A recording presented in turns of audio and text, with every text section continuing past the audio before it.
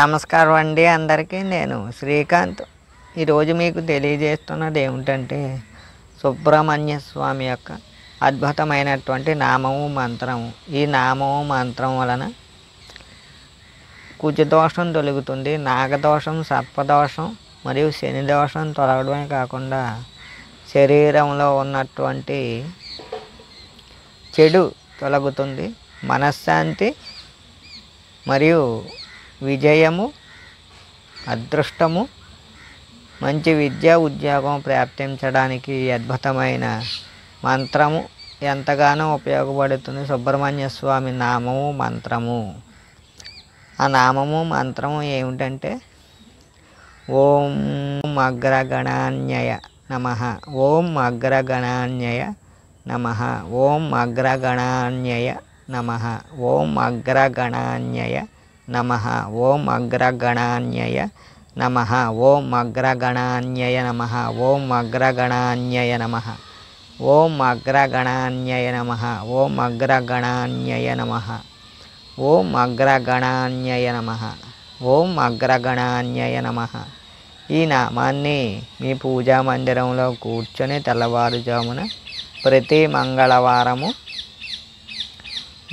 మీ పూజా మందిరంలో సుబ్రహ్మణ్య స్వామి యొక్క చిత్రపటం కానీ ఉన్నట్లుంటే లేదా చిన్న విగ్రహం ఉన్నట్లుంటే దీపారాధన చేసి 108 పుష్పాలు సిద్ధం చేసుకుని 108 సార్లు ఓం అగ్రగణాన్యయ నమః, ఓం అగ్రగణాన్యయ నమః, ఓం అగ్రగణాన్యయ నమః, ఓం అగ్రగణాన్యయ నమః, ఓం అగ్రగణాన్యయ నమః, ఓం అగ్రగణాన్యయ నమః, ఓం అగ్రగణాన్యయ నమః అంటూ 108 పుష్పాలతో 108 పువ్వులతో సుబ్రహ్మణ్య స్వామికి పూజ చేసిన వారికి అన్ని దోషాలు తొలగుతాయి. శత్రు భయం నుంచి మీకు శత్రువు భయం ఉండదు, ఎవరో ఏడిపిస్తున్నారనే భయం ఉండదు, సుఖ సంతోషాలతో ఆయురారోగ్యాలతో ఉండగలరు. సుబ్రహ్మణ్య స్వామికి పుష్పాలతో పూజ చేయండి, శుభం కలుగుతుంది.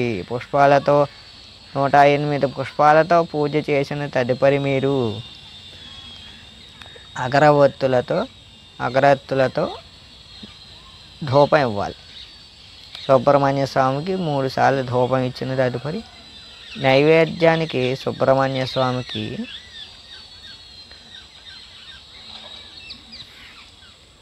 గోధుమలతో చేసినటువంటి తీపి పదార్థము నైవేద్యం పెట్టాలి. అలాగే అరటిపళ్ళు, కొబ్బరికాయ, దానిమ్మ పళ్ళు నైవేద్యం పెట్టాలి సుబ్రహ్మణ్య స్వామికి. మరియు చిమ్మిలి, వడపప్పు నైవేద్యంగా పెట్టాలి, చనివిడి కూడా. ఈ పదార్థాలు నైవేద్యం పెట్టాలి సుబ్రహ్మణ్య స్వామికి. పెట్టిన తదుపరి హారతి ఇవ్వాలి, కర్పూర హారతి 3 సార్లు ఇచ్చిన తదుపరి మీరు అక్కడే కూర్చొని ఈ నామాన్ని మంత్రాన్ని మరియు ఉద్యోగము, విద్య మరియు శత్రుబాధ నివారణ కొరకు, ఆరోగ్యము మరియు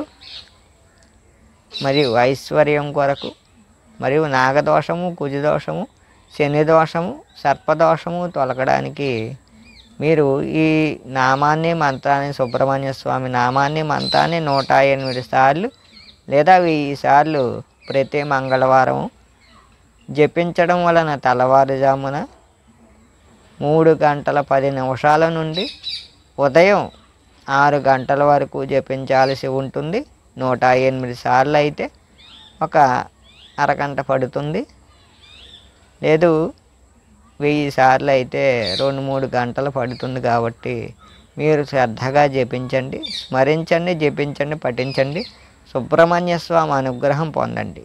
కనుక ఈ పరిహారాన్ని పాటిస్తారని, సుబ్రహ్మణ్య స్వామి యొక్క అనుగ్రహ కటాక్ష వీక్షణాలు మీకు ఉండాలని మేము కోరుకుంటున్నాం. కనుక ఈ పరిహారాన్ని పాటించండి, సదా ఆయురారోగ్యాలుగా ఉంటాలని, మీరు ఆయురారోగ్యాలతో సుఖ సంతోషాలతో ఉంటారని మేము కోరుకుంటున్నాం. కనుక ఈ పరిహారాన్ని పాటించండి, సుబ్రహ్మణ్య స్వామి అనుగ్రహం పొందండి.